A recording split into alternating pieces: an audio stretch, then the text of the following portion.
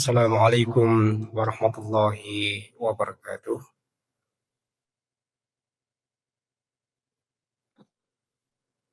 Alhamdulillahi hamdan katsiran tayyiban mubarakan fihi kama yuhibbu rabbuna wa yardah. Wa ashhadu an la ilaha illallah wahdahu la syarika lah wa ashhadu anna Muhammadan abduhu wa rasuluhu la nabiyya ba'dah. Wa qala Allah ta'ala a'udzu billahi minasy syaithanir rajim. Bismillahirrahmanirrahim. يا أيها الذين آمنوا اتقوا الله حق تقاته ولا تموتن إلا وأنتم مسلمون اللهم صل وسلم على نبينا محمد وعلى آله وأصحابه أجمعين أما بعد أخواني وأخواتي في الله jamaah salat subuh yang dimuliakan Allah Subhanahu wa taala. Kita memasuki hari yang ke-15 di bulan Rajab. Masih ada 15 hari ke depan untuk bersaing dalam urusan kebaikan dan ketaatan. Karena di bulan ini Allah Subhanahu wa taala melipatkan ganjaran bagi mereka yang melakukan kebaikan, sama halnya orang yang melakukan dosa juga akan dilipat gandakan ganjarannya. Itu kesimpulan Al-Imam Ibnu Katsir rahimahullah ta'ala dengan mengutip perkataan sahabat Nabi Ibnu Abbas radhiyallahu anhuma berkaitan dengan amal yang dilakukan di bulan haram. Salawat dan salam kita aturkan kepada Nabi kita yang mulia Muhammad Rasulullah sallallahu alaihi wasallam, pada keluarga, para sahabat, tabi'in, tabi'in. Semoga kita kelak mendapatkan syafaat dari Rasulullah sallallahu alaihi wasallam. Pada pagi ini kita masih melanjutkan tema berilmu tapi gemar melakukan dosa, bermaksiat. Sudah punya titel, sudah pernah sekolah SMA misalnya, S1, S2, S3, sudah sering hadir di majelis ilmu, hebat dalam urusan membaca, tapi masih suka melakukan maksiat. Saya sekilas ingin mengulang pengertian maksiat supaya kita paham. Maksiat ini sesuatu perbuatan yang keluar dari hal-hal yang taat, atau dia melanggar perintah Allah Subhanahu wa taala. Maksiat ini meninggalkan hal-hal yang diperintahkan, melakukan hal-hal yang dilarang. Maksiat ini ketika ada perbuatan yang mengandung pahala tapi ditinggalkannya. Namun ketika ada perbuatan yang mengandung unsur siksa, dikerjakannya. Nah, orang berilmu tidak layak untuk melakukan hal-hal seperti ini, yaitu perbuatan maksiat. Yang kedua saya mau sampaikan terkait rusaknya bangsa kita ini, di antaranya karena orang berilmu yang bermaksiat. Ada ungkapan Al-Imam Al-Ghazali di dalam Ihya Ulumuddin beliau, bahwa kerusakan rakyat ini karena kerusakan para pejabat. Rusaknya para pejabat itu karena rusaknya orang-orang yang berilmu. Rusaknya para ulama Dan rusaknya para ulama ini, wa fasadul ulama'i bistilai hubbil mali wal jahi. Mereka ini cinta pada harta dan kedudukan. Jadi maksiat para pemilik ilmu ketika dia berlebihan dalam meletakkan hati terhadap harta, terhadap kedudukan. Tamak dengan harta, tamak dengan kedudukan. Siapa saja yang terperdaya dengan kecintaan terhadap dunia, maka dia tidak akan kuasa untuk menguasai hal-hal kecil. Jadi kalau ulama ini, kalau orang-orang berilmu ini, sudah hal-hal yang kecil saja mereka nggak bisa, karena dunia ini perkara kecil, jabatan ini perkara kecil, maka bagaimana mungkin dia bisa menyelesaikan perkara-perkara yang besar. Makanya para ulama menjelaskan di antara tanda-tanda orang berilmu ketika kecintaannya kepada akhirat semakin tinggi dan kezuhudannya kepada dunia semakin tinggi. Ketamakannya kepada dunia berkurang atau mungkin tidak ada, tapi semangat dalam meraih keuntungan akhirat begitu tinggi. Nah, ini ciri-ciri orang yang berilmu. Beliau mengatakan lagi, ma fasadat ar-ra'iyatu illa bifasadil muluki.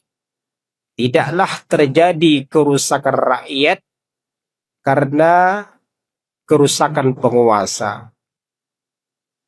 Dan tidaklah rusaknya para penguasa kecuali karena rusaknya para ulama.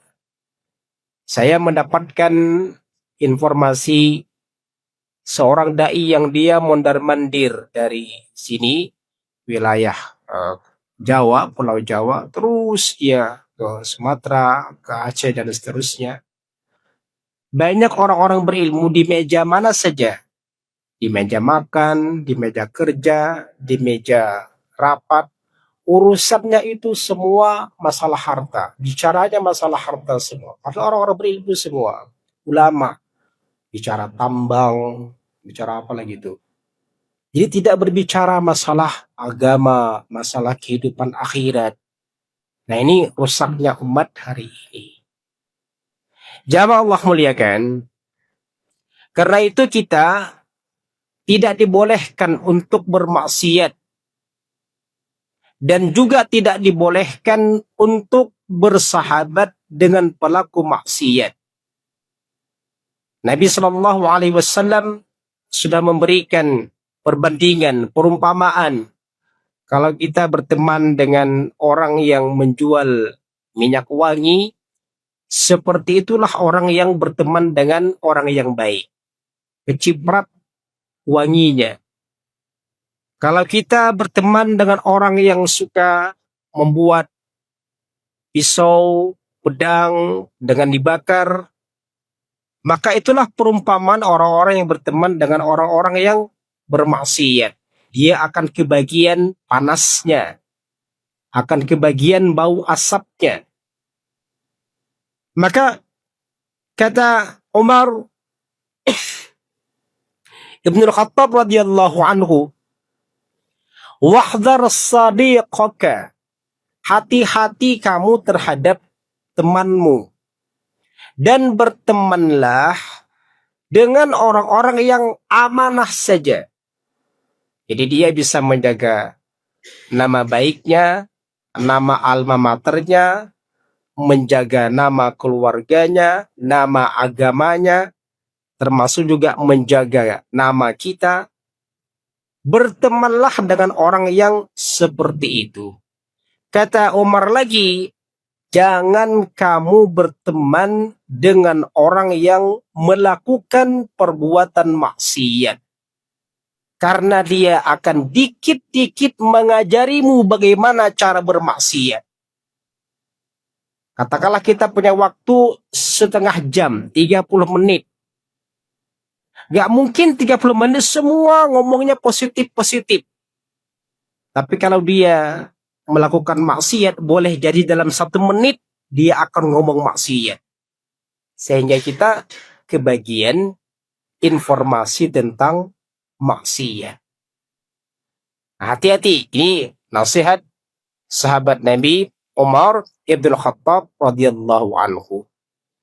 Kalau kita punya sahabat yang dia hati-hati sekali dalam beramal jauh dari maksiat, maka ini bertanda orang memiliki kebahagiaan.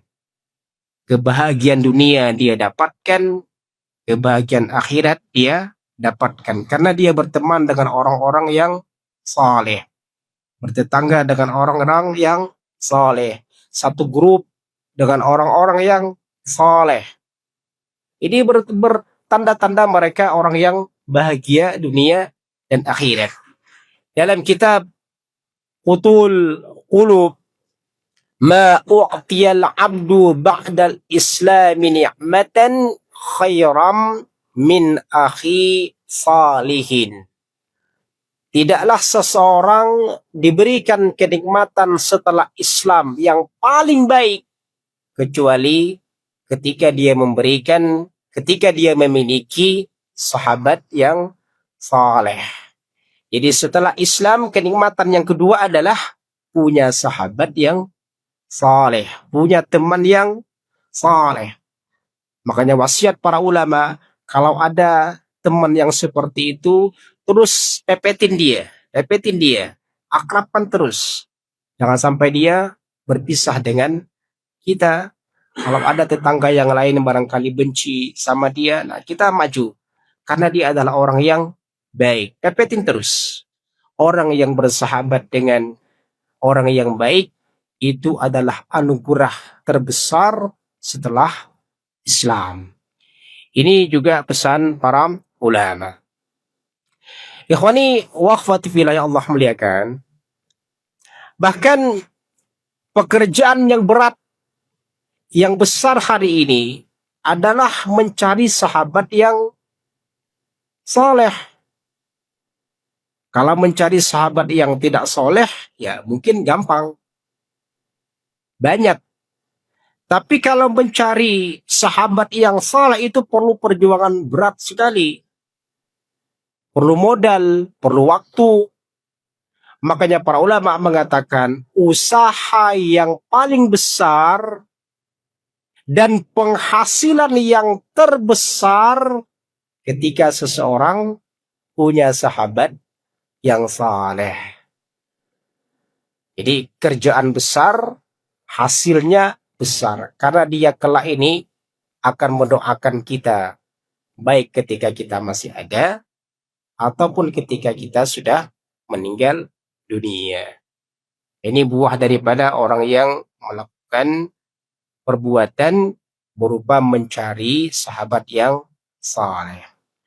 Ikhwani fillah yang Allah muliakan. Ada dalam kitab Tanbihul Ghafilin dijelaskan begini. Man jalasa ma'al aghniya.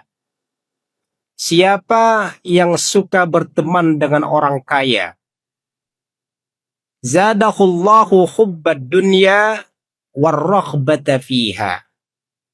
Maka kecintaan, kerakusan kepada dunia itu akan bertambah. Kalau bersahabat terus dengan orang kaya. Wa man jalasa ma'al fuqara, siapa yang selalu bermajelis dengan orang-orang fakir, orang miskin. Zadahullahu syukra warridha biqismatillahi ta'ala. Maka Allah akan tambahkan rasa syukur. Allah akan tambahkan rasa ridha terhadap rezeki yang diberikan kepadanya. Ini keutamaan orang yang bersahabat dengan orang miskin, bertetangga dengan orang miskin. Wa man jalasa ma'as sultan, siapa yang selalu bermajlis dengan para pembesar, para pejabat, para pemegang palu, pemegang kebijakan, zadahullahul kibra wa qasawatal qalbi, maka Allah akan tambahkan sifat sombongnya dan semakin keras hatinya. Bukan berarti kita nggak boleh bermajelis dengan mereka, bukan. Tapi kalau sering melakukan hal yang demikian, maka kita akan sombong, hati kita akan susah untuk mendapatkan nasihat dari orang lain. Wa man jalasa ma'an nisa, siapa yang suka bersahabat, bermajlis dengan ibu-ibu, dengan para wanita, zadahullahul jahla, maka Allah akan tambahkan sifat jahilnya, sifat bodohnya. Wasyahwata, syahwatnya tinggi.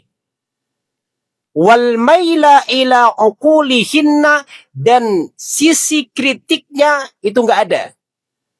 Ya, saya perempuan kan dia susah untuk mengkritik.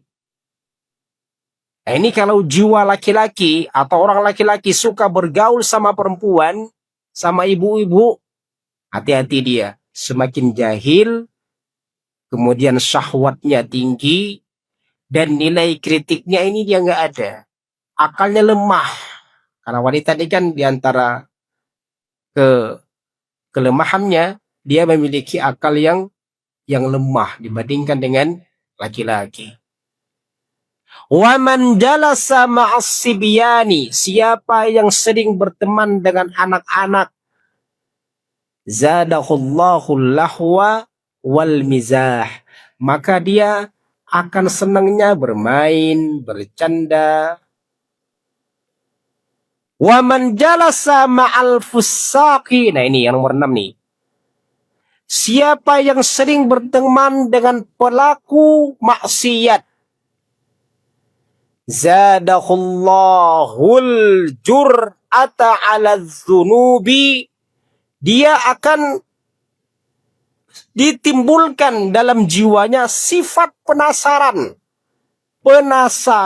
terhadap maksiat. Wal ma'asiya wal ikdama 'alaiha wat taswifa fit taubati. Jadi rasa kalau maksiat gimana sih? Kira-kira begitulah bahasanya. Dan dia susah untuk bertaubat atau menunda taubat. Maka penting ini kalau kita mencari sahabat, mereka orang-orang yang saleh. Wa man jalasa ma'as salihin, siapa yang bersahabat dengan orang-orang yang saleh, zadahullahu rahbata fit ta'ati, maka Allah tambahkan kecintaannya kepada ketaatan, wa ijtinabal maharima, dan Allah tambahkan rasa takutnya untuk melakukan perbuatan-perbuatan yang haram. Wa man jalasa ma'al ulama, siapa yang sering hadir, duduk, bergabung dengan majelisnya para ulama, zadahullahu ilma, Allah akan tambahkan ilmu, wal wara'a, dan sifat wara'. Nah, ini berarti kalau kita mau memilih 1 sampai 8 ini, pertama, seringlah bersahabat dengan orang miskin. Tuh. Kemudian nomor 7, seringlah bersahabat dengan orang-orang yang soleh. Kemudian nomor 8, bersahabatlah dengan orang-orang yang berilmu. Bukan berarti nomor 1, nomor 3, nomor 4, nomor 5, ya, dan seterusnya nggak boleh, bukan. Tapi pengaruhnya dalam kehidupan ini besar sekali. Taib, jamaah Allah muliakan. Waspada terhadap orang yang berilmu namun dia suka bermaksiat. Seorang ulama pada abad kedua Hijriyah, Sufyan bin Uyainah, beliau berkata, "Ihdharu fitnatal alimil fajiri." Waspadalah kalian dengan orang-orang yang berilmu, tapi dia suka bermaksiat. Dan waspadalah pula kalian dengan orang yang hebat dalam masalah ibadah, tapi dia sebenarnya nggak ngerti, nggak berilmu, cuma ngikut saja. Dan dua kelompok ini, orang berilmu tapi suka bermaksiat, ahli ibadah tapi gak ngerti, itu sebenarnya adalah pangkal kerusakan umat ini. Nah, termasuk orang berilmu. Kita tadi sampaikan perkataan para ulama, rusaknya bangsa diantaranya karena orang berilmu. Tentu berilmu yang melakukan maksiat kepada Allah Subhanahu wa ta'ala. Kenapa ulama ini rusak? Kenapa orang berilmu ini rusak? Kata Sufyan bin Uyainah lagi, "Faman fasada minal ulama'i fafihi syabahun minal yahudi." Siapa saja yang rusak dari kalangan para ulama, maka pada dirinya ada kesamaan dengan Yahudi. Saya ulangi lagi. Siapa saja yang rusak dari kalangan para ulama, orang-orang berilmu, secara akademisi dia ada, dalam tulisan dia hebat, dalam ceramah barangkali dia juga jago, retorikanya memukau, rusak dirinya, itu ada keserupaan dengan Yahudi. Wa man fasada minal ubadi, dan rusaknya ahli ibadah ini, fafihi syabahun minan nasara, ada kesamaan dengan orang Nasrani. Maka perkataan Sufyan bin Uyainah ini ditafsirkan oleh Al-Imam Ibnu Qayyim Al-Jauziyah. Kata beliau, karena orang Nasrani ini dia beribadah tanpa ilmu, tanpa landasan ilmu, sehingga mereka berani mengatakan bahwa Tuhan itu adalah tiga, karena tanpa landasan ilmu. Wal yahuda araful haqqa wa adalu anhu. Sementara rusaknya Yahudi ini, mereka mengetahui ilmu, mengetahui kebenaran, tapi mereka berpaling dari kebenaran, nggak melakukan kebenaran. Nah, orang berilmu ini kan ngerti dia. Udah belajar di SMP, SMA tentang kebenaran, tentang kesalahan, lanjut lagi S1, S2, S3, diberikan titel oleh negara profesor misalnya. Ngerti dia tentang hukum, tapi dia tidak melakukan apa yang dia ngerti itu, bahkan bermaksiat, maka sama halnya dengan orang-orang Yahudi. Nah, problem kita hari ini, banyak di antara orang-orang berilmu semakin ambisius terhadap dunia. Ada orang mengatakan, kan Ustaz sudah zamannya sekarang. Masa orang berilmu hanya urusan kitab, urusan masjid, urusan masyarakat. Harusnya orang berilmu tuh dia punya harta sekian. Nggak masalah sebenarnya, harta tuh nggak masalah. Orang kaya nggak masalah. Orang berilmu punya harta nggak masalah. Tapi bagaimana dia mengelola harta tersebut. Kalau dia ambiusnya terhadap dunia semakin tinggi, kata Sufyan al-Thawri, ulama pada abad kedua Hijriyah, mazdada rajulun ilman. Siapa saja yang semakin bertambah ilmunya, semakin sering ngaji, semakin tinggi kuliahnya, fazdada minad dunya qurban, namun semakin dekat dengan dunia, semakin tamak dengan dunia, illa zdada minallahi bu'dan, maka itu menunjukkan dia semakin jauh dengan Allah Subhanahu wa ta'ala. Nah, kalau ada orang berilmu kan harusnya dia yang nggak melupakan sholat lah paling tidak. Maka saya pernah sampaikan problem pendidikan hari ini, kenapa kok orang makin banyak sekolah, masjid makin sepi. Itu ada yang salah itu. Harusnya banyak sekolah, makin tinggi pendidikan, itu makin penuh masjid. Karena harusnya makin takut dia kepada Allah Subhanahu wa ta'ala. Saya pernah membaca biografi seorang ulama. Ada pesan, namanya kalau tidak saya dia budak dari kelahiran Persia. Budak Persia. Dia pernah dinasihati oleh seseorang, kalau kamu menulis sudah 7 huruf. 7 huruf tuh A, B, T, Th, Ja, Ha, Kha misalnya. Tapi ketaatanmu kepada Allah Subhanahu wa ta'ala tidak bertambah, maka menunjukkan ilmumu itu akan mencelakakanmu. Ini nasihat seorang ibu kepada seorang anak.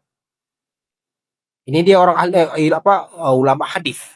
Ketika dia kecil, dinasihatin, kalau kamu sudah menulis 7 huruf, ketaatanmu kepada Allah tidak bertambah, berarti ilmumu itu akan mencelakakanmu. Nah, ini kan problem ilmu kita hari ini seperti itu. Mungkin lantaran karena dikotomi tadi itu. Ada ilmu dunia, ada ilmu akhirat. Yang dokter fokus dokter, nggak tahu sholat, nggak tahu puasa. Yang kerja pak mesin, ya urusan mesin saja. Dia nggak ngerti bagaimana sholat, bagaimana taharah dan seterusnya. Ini karena pembagian ilmu yang terpisah. Tapi berilmu tapi gemar bermaksiat. Pesan Al-Imam Ibnu Al-Jauzi ini kita camkan nih. Kata beliau, aku melihat orang yang memiliki ilmu, namun mereka meremehkan pengawasan Allah Subhanahu wa ta'ala ketika mereka sendirian. Sehingga mereka gampang melakukan maksiat. Akibatnya apa? Nama mereka tidak harum di tengah masyarakat. Ini hati-hati nih. Orang berilmu tapi suka bermaksiat, namanya itu nggak akan harum di tengah masyarakat. Orang tahu dia tamatan A, tamatan B, tamatan C, hafal A, hafal B, hafal C. Tapi karena dia bermaksiat, namanya nggak akan harum. Satu lagi, mereka ada, tapi sebenarnya tidak ada. Dalam istilah usul fikih itu apa namanya? Wujuduhu keadamihi. Adanya mereka sama juga dengan nggak ada. Ini bahaya orang seperti ini. Ilmunya tinggi tapi nggak ada perannya, bahkan mungkin menjadi kerikil Ketika kita bikin program, ya dia yang menjadi kerikil, jadi penghalang. Jadi dia ada, tapi sebenarnya nggak ada. Bahkan mungkin menjadi penghambat. Orang berilmu, tapi bermaksiat seperti itu. Dia ada, namun sebenarnya dia nggak ada. Para ulama juga mengatakan bahwa kalau memandang mereka nggak ada rasa nyamannya, nggak ada rasa manisnya, pegel kita melihatnya, pegel mendengar omongannya, mendengar saran dan kritiknya. Biasa kan tajam tuh saran dan kritiknya. Tapi karena dia bermaksiat, pegel kita dengarnya. Kemudian hati masyarakat nggak rindu bertemu dengannya. Nah, coba kita lihat masing-masing kita ini. Kira-kira kita ini dirindukan masyarakat apa enggak? Dirindukan warga apa enggak? Atau barangkali di antara warga kita bilang, orang itu mendingan gak usah di sini aja lah. Apa begitu? Jadi peran berilmu tuh sebenarnya besar. Tapi kalau dia bermaksiat, maka boleh jadi namanya itu hilang, gak akan harum. Kemudian keberadaannya sebenarnya gak ada. Orang risih saat memandangnya. Orang pun juga tidak jatuh hati kepada dirinya. Ini karena orang yang bermaksiat. Baik, kalau tidak salah sampai situ ya materi kita pada pertemuan yang lalu. Nah, sekarang kita mengapa seseorang ini suka lupa? Dia dulu sudah sekolah SMA misalnya, lanjut S1, S2, S3. Bukunya ada, catatannya ada. Tapi kok sering lupa? Apa karena dia sudah tua? Apa karena dosa? Nah, biasa kita gampang mengatakan apa? Karena dosa kali ya? Atau sudah tua? Ya boleh jadi banyak faktornya. Mungkin karena dia nggak murojaah. Karena memang di antara maksiatnya orang yang berilmu ini nggak murojaah. Jadi nggak murojaah itu adalah maksiat bagi orang-orang yang berilmu. Boleh jadi karena mungkin dia sakit. Boleh jadi karena dia pikun. Boleh jadi karena dia dosa. Kita pernah sampaikan sekian waktu yang lalu tentang judulnya kalau tidak salah, jagalah Allah, niscaya Allah akan menjaga kalian. Pernah nggak? Masih hafal nggak? Masih hafal nggak tema masalah ini? Jagalah Allah, niscaya Allah akan menjaga kalian. Dan Al-Imam Ibnu Rajab Al-Hambali menjelaskan tentang hadis ihfazillah, jagalah Allah Subhanahu wa taala, niscaya Allah akan menjaga kalian. Di situ diceritakan tentang seseorang yang usianya lebih dari 100 tahun. Tapi fisiknya kuat, ingatannya kuat, indranya kuat. Saya 2 bulan yang lalu kali ada orang Pondok Ungu kalau tidak salah, Pondok Ungu. Dia sudah cukup tua, uban, sudah beruban. Tapi nama orang tuh hafal dia. Nama orang hafal dia.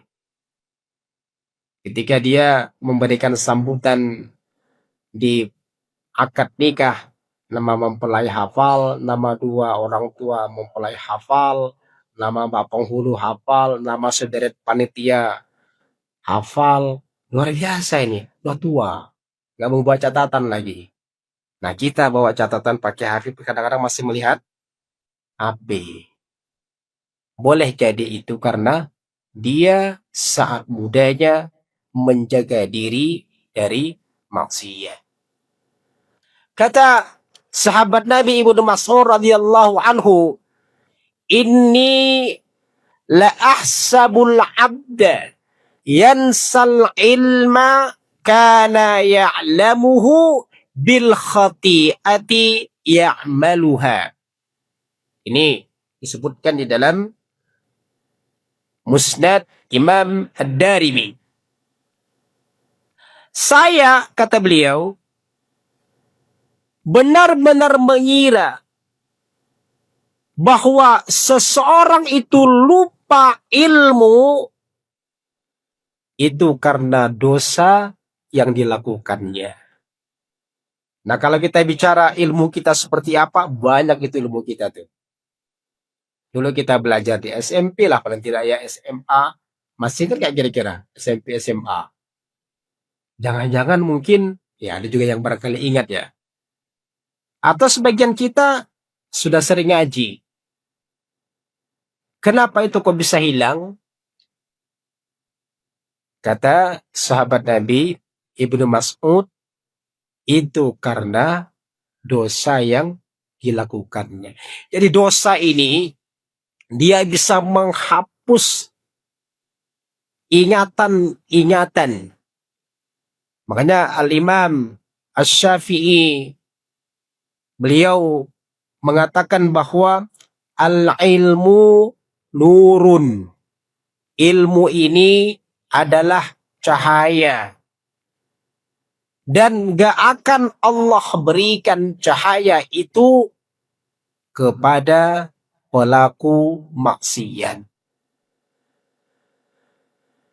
Dan di antara agar masuk ilmu, belajar gampang ingat, belajar mudah untuk mengamalkan, maka syarat pertama bertaubat.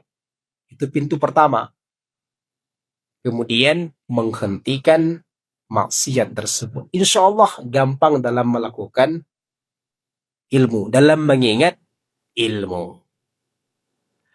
Kata Syekhul Islam Ibnu Taimiyah, wallahu subhanahu ja'ala mimma yu'aqibu bihi an-nasa 'ala adh-dhunubi salibal huda wal ilmin nafi.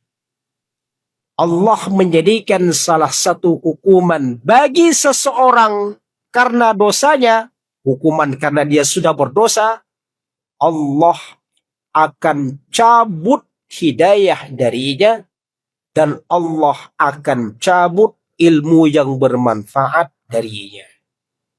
Dulu banyak dia belajar hal-hal yang positif.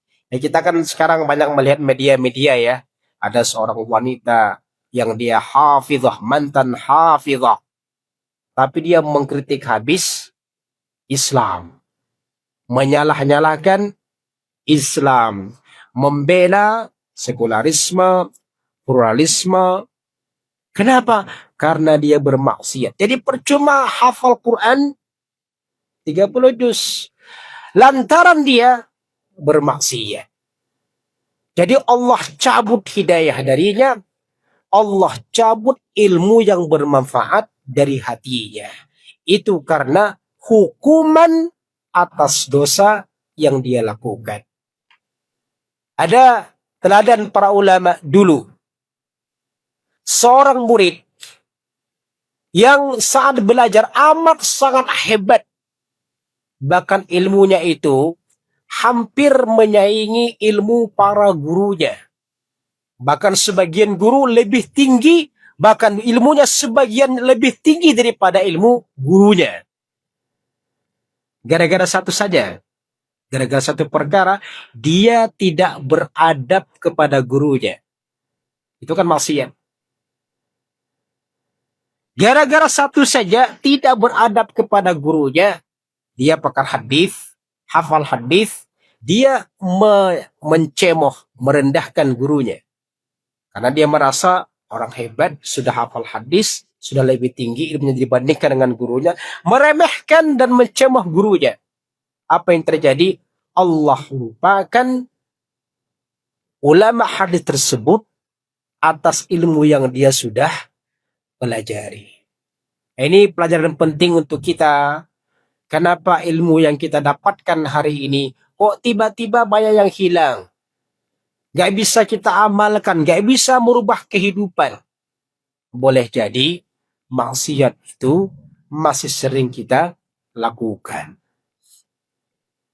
Jamaah Allah muliakan, walaupun dia orang berilmu, secara akademisi dia ada, namun melakukan maksiat, maka para ulama tetap menyebutnya dia sebagai jahil, sebagai orang-orang yang bodoh. Jangan marah kalau dikatakan orang bodoh, karena ulama juga sudah seperti mengatakan demikian. Orang yang bermaksiat siapapun dia, maka dia dikatakan sebagai orang jahil, sebagai orang yang bodoh. Ketika para ulama menafsirkan ayat 17 surah An-Nisa, innamat taubatu 'ala Allahi lilladzina ya'maluna as-su'a bijahalah. Ada warna merah tuh. Sesungguhnya taubat di sisi Allah hanyalah taubat bagi orang-orang yang mengerjakan kejahatan lantaran kejahilan. Kejahatan lantaran kejahilan. Kenapa orang bermaksiat? Karena jahil. Ungkapan ini disebutkan oleh para ulama, ditafsirkan oleh para ulama, berarti orang yang melakukan maksiat, dia adalah jahil. Dia adalah jahil. Apa tanda-tandanya orang jahil? Dia lebih mengutamakan berbuat dosa, padahal dia ngerti itu dosa. Ini jahil. Saya ulangi lagi. Kenapa disebut jahil? Karena dia lebih mengutamakan berbuat dosa, sementara dia ngerti itu dosa. Harusnya kan udah tahu dosa, dihindarkan. Tapi dia malah melakukan. Itu namanya jahil. Ini diungkap oleh Al-Imam Ibnu Rajab Al-Hambali dalam kitab Lataiful Ma'arif. Nah, masih kata beliau, fa inna kulla man asallaha fahuwa jahilun. Setiap orang yang bermaksiat kepada Allah, maka dia adalah jahil. Yang maksiat tadi kan apa? Ketika dia tidak melakukan perintah Allah. Ketika dia melaksanakan yang Allah larang. Itu namanya maksiat. Setiap pelaku maksiat, itulah orang jahil. Wa kulla man ata'ahu, sebaliknya siapapun yang melakukan ketaatan kepada Allah, fahuwa alimun, maka dia dikatakan orang yang berilmu. Jadi sederhana nih, perspektif para ulama membedakan antara orang jahil dengan orang yang berilmu. Orang jahil itu ketika dia bermaksiat.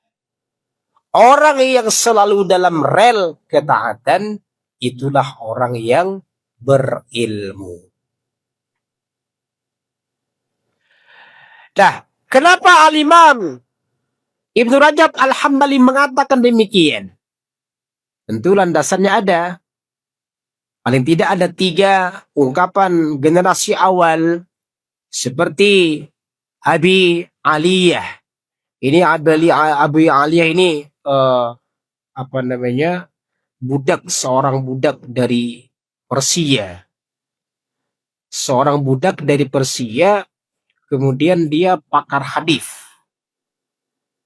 Selain pakar hadis, dia orang yang berilmu dan menjadikan sahabat-sahabatnya itu berilmu.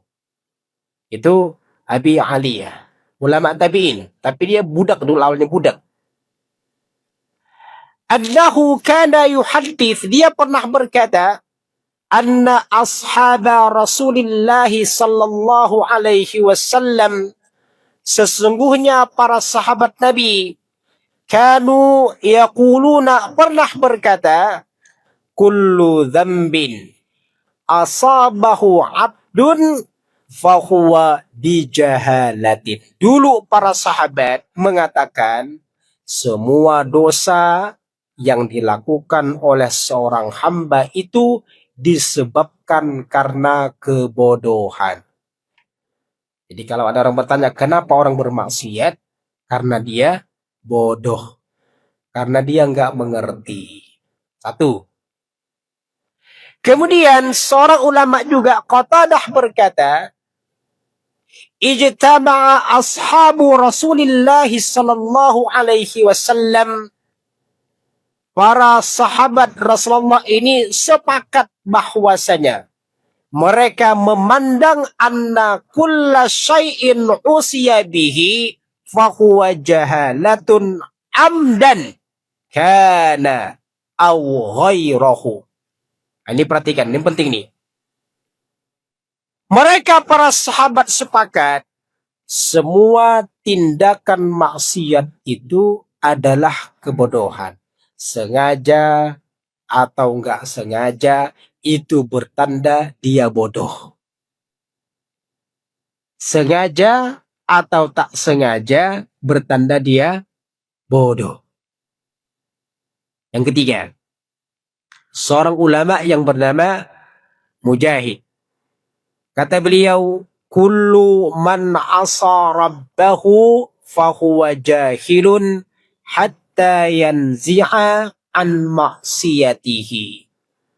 Semua orang yang bermaksiat kepada Allah, dia adalah bodoh sampai dia meninggalkan maksiatnya.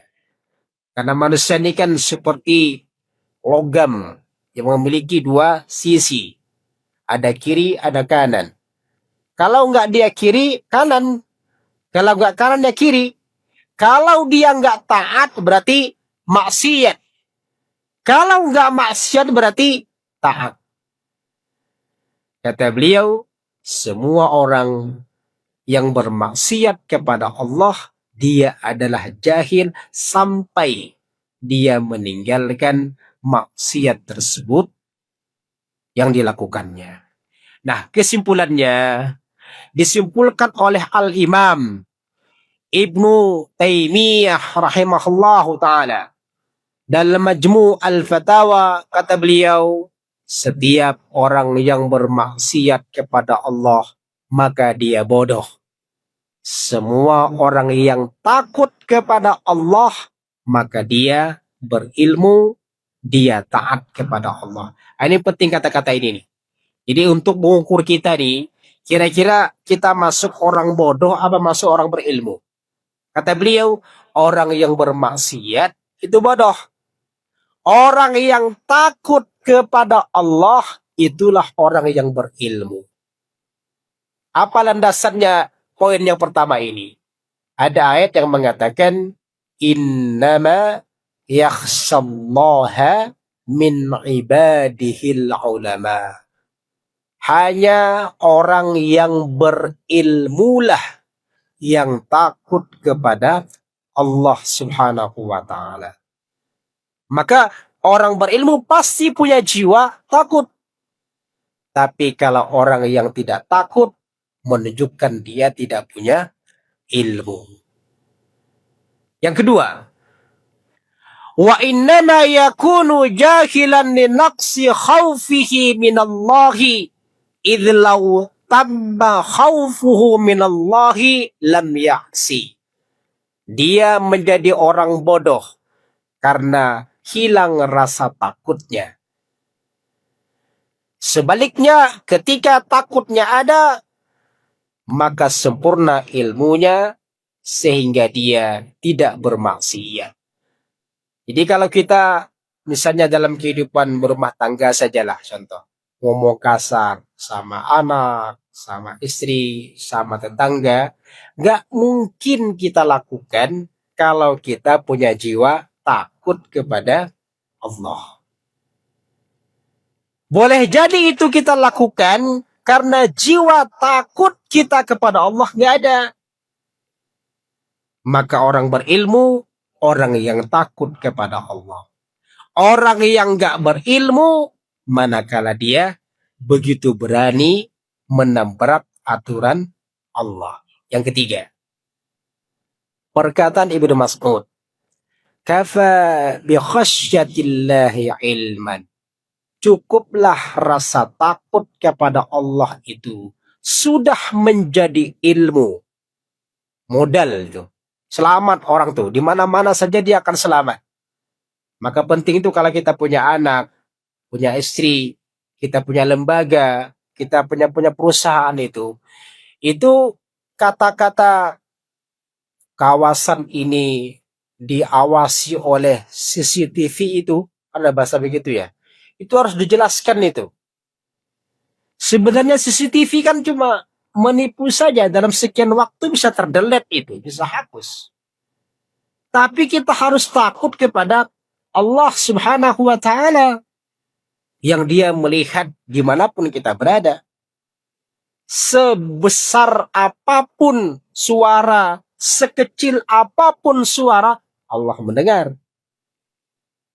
Maka tanamkan rasa takut kepada anak kita, kepada karyawan kita, dan cukuplah dia dikatakan sebagai jahlan, bodoh, kalau dia tertipu dengan rahmat Allah. Artinya apa? Dia dengan ada harta masih bermaksiat, gitu ya. Itulah orang-orang yang bodoh. Jamaah Allah muliakan, walaupun sudah sederet titel, maka jangan aman dari dosa. Kata Ibnu Aun rahimahullah, jangan engkau merasa yakin banyaknya amalmu, karena sesungguhnya engkau tidak tahu diterima apa tidak amalanmu. Jangan engkau merasa aman dari dosa-dosamu, karena engkau tidak mengerti apakah dosamu akan diampunkan Allah Subhanahu wa Ta'ala. Jadi titel itu sebenarnya gak menunjukkan orang-orang yang berilmu. Ya, saya pernah ke satu daerah di daerah Papua sana, titelnya banyak tuh, S macam-macam lah, sampai ke M begitu. Tapi urusan membaca saja gak ngerti, membaca teks gak ngerti. Titelnya S, titelnya M, jabatannya A, jabatannya C, tapi membaca tuh nggak bisa. Banyak orang seperti itu. Menunjukkan bahwa titel itu bukan bertanda orang punya ilmu. Walaupun negara itu sudah memberikan penghargaan, itu tanda-tanda kamu sudah kuliah, kamu sudah sarjana. Itu maksudnya. Bukan tanda-tanda orang yang berilmu. Sudah suruk ya? Sudah. Sedikit lagi ya. Baik, jamaah Allah muliakan, bagaimana supaya kita terhindar dari maksiat? Pertama, banyaklah berdoa, ya. Di antara doa yang Nabi SAW ajarkan adalah Allahumma inni a'udzubika min syarri ma amiltu wa min syarri ma lam a'mal. Ya Allah, aku mohon perlindungan kepada Engkau dari keburukan apa yang aku kerjakan dan dari keburukan apa yang belum aku kerjakan. Ini satu doa. Yang kedua, ingatlah dampak dari dosa. Kita sudah punya anak, sudah punya istri, ya. Kita menjabat sebagai ketua A, ketua B, ketua C, dan seterusnya. Ingat dampak dosa yang dilakukan. Allah sudah mengatakan, wa may ya'sillaha wa rasulahu wa yata'adda hududahu yudkhilhu nara khalidan fiha. Siapa yang mendurhakai Allah dan Rasulnya, melanggar ketentuan-ketentuannya, Allah akan masukkan dia ke dalam api neraka dan dia kekal di dalamnya. Ini yang harus kita pikirkan, ya, harus kita renungkan. Orang yang melakukan maksiat dan dosa, pertama terhalang dari ilmu, kedua terhalang dari rezeki, ketiga ta'sirul umuri 'alal 'asi, kesulitan urusannya semakin bertambah. Yang keempat, hirmanut ta'ati, susah melakukan ketaatan.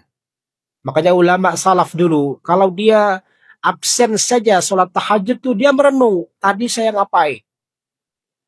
Nah, kalau kita kan kata tahajud, biasa saja barangkali.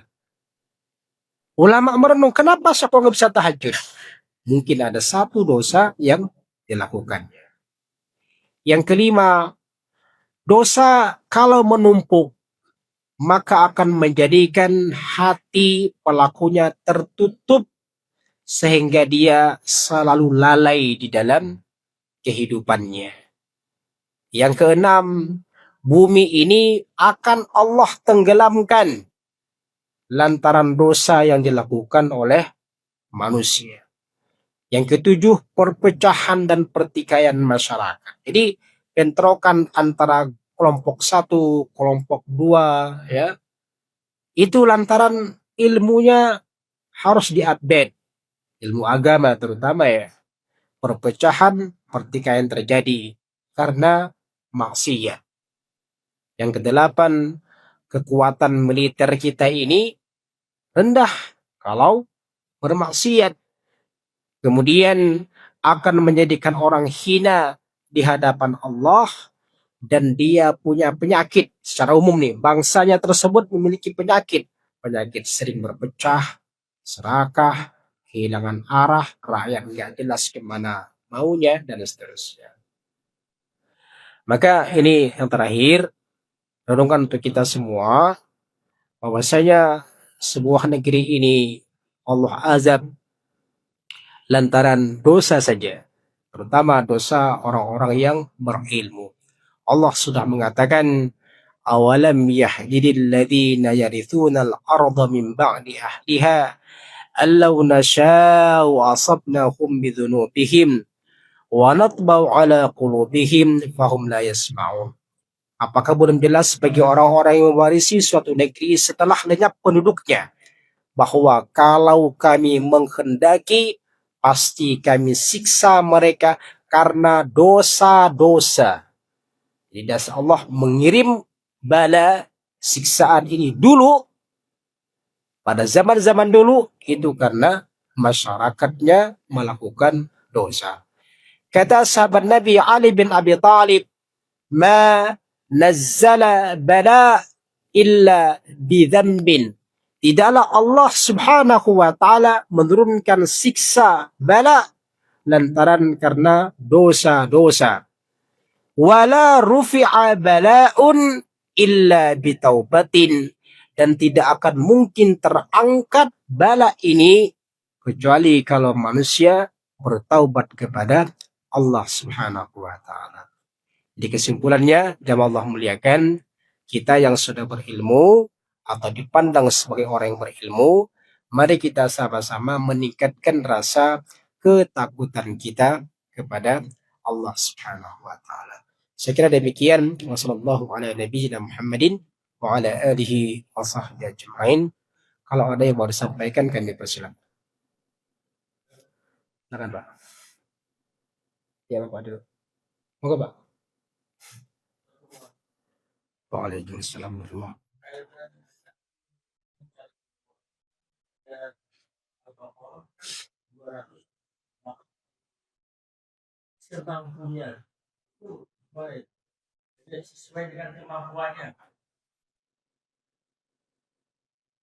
La yukallifullahu nafsan illa wus'aha. La yukallifullahu nafsan illa wus'aha. Ya, baik. Cukup. Udah. Baik, barakallahu fiik. Silakan, Pak.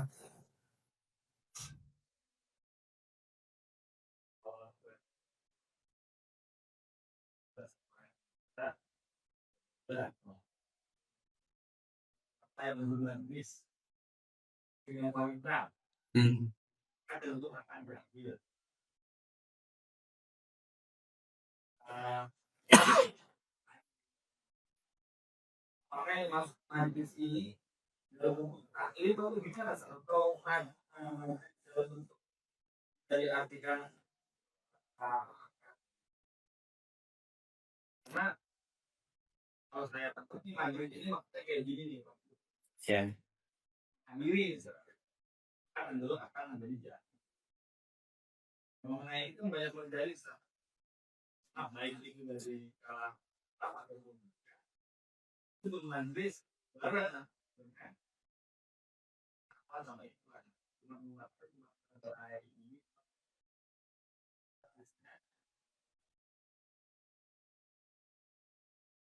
Ya.